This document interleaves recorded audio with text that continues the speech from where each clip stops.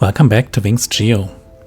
With the gasoline prices spiraling out of control here in the USA, I am glad that 4 months ago I ordered this little gem of an electric car, and it finally arrived.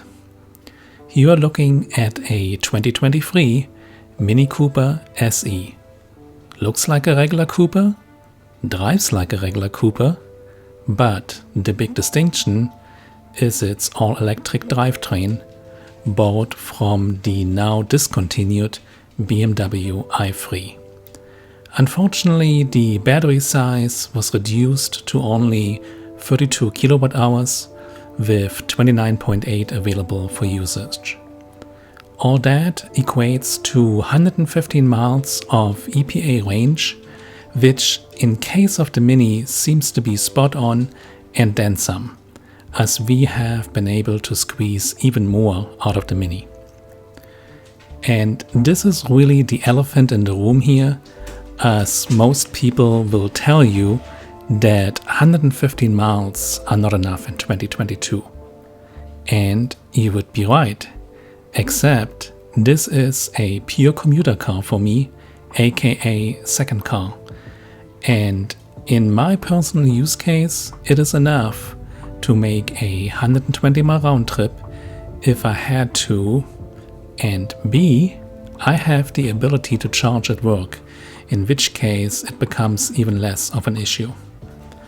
All our regular errands are located within a 100 mile radius door to door, and with that, for us at least, this Mini is perfect. Only 100 pounds heavier than the regular Mini, and with sticky summer tires, it is a hoot to drive. Everything in the cabin is very upscale, with lots of unique touches like the airplane style toggle switches in the middle console and overhead. The seats are supremely comfortable with plenty of adjustments, albeit all manual. As it is an EV, the cabin is very quiet and wind noise at highway speeds are not very intrusive at all. Buffeting with both windows down is virtually non-existent, which I found very surprising. Tech-wise, wireless Apple CarPlay is on board, and the whole system is a somewhat simplified BMW iDrive, which is not a bad thing at all. The one-pedal driving experience is excellent, although it can be toned down via the mentioned toggle switches.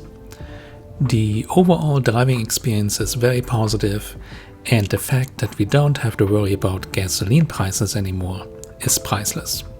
Speaking of price, we paid the MSRP of $30,000 and got a $7,500 tax credit to boot, making this car a bargain at $22,500.